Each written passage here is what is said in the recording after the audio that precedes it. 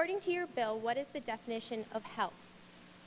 We don't define health. We leave that up to medical professionals as opposed to individuals who are elected not necessarily because of their medical acumen. And what is your intention for health to mean? I leave that up to physicians and medical professionals to determine in each individual case because each individual person and their illness are different.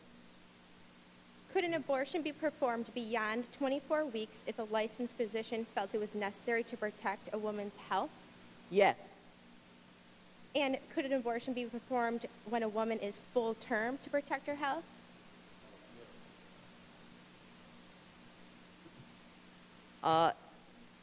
There are sad and terrible circumstances where, in order to save the life or the health of the mother, it is possible, though extraordinarily rare, and I would ask that somebody come up with the cases where that has occurred, where a decision might have to be made that a wanted pregnancy needs to be terminated in order to protect the life or health of the mother.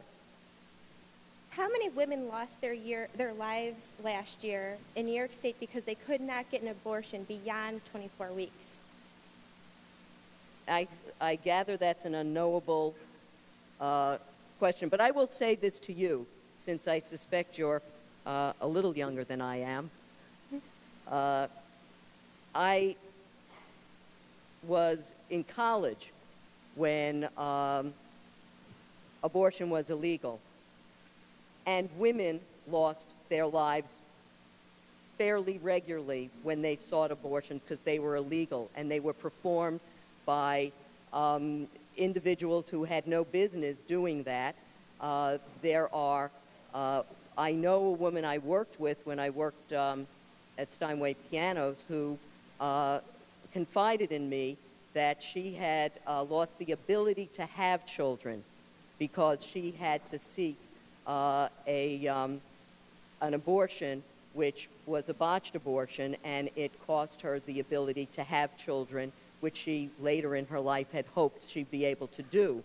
So I remember a woman, it was a very big impact on me, a woman who lost her life in an illegal abortion. Well, it was illegal because it was illegal, an abortion performed by a doctor where there was a complication, and the doctor couldn't call emergency services because it was illegal.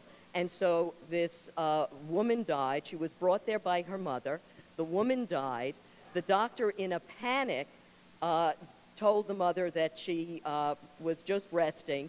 Subsequently, died of the complication because the doctor, out of fear, couldn't call for help, and subsequently cut up that woman. And I will never forget the doctor's name, Dr. Lothringer. I won't forget Barbara Lofrementi, whose mother helped her to get an abortion. It went south. Nobody could call for help, and the woman died. So that's what motivates me. I remember those things. So I have another question. Sure. You mentioned the headache before, and you said, to paraphrase, that the intention of this bill is not for abortions to be performed for a headache. But the bill only says that, to read it right out, notwithstanding any law to the contrary, New York protects a woman's right to terminate a pregnancy within 24 weeks from commencement of her pregnancy or when necessary to protect a woman's life or health as determined by a licensed physician. So according to this bill, if a licensed physician felt that headache was negatively impacting her health, could she get an abortion? well, necessary to protect a woman's health. And I would suggest to you that a licensed medical professional would never determine that a headache was cause for performing an abortion. But they could.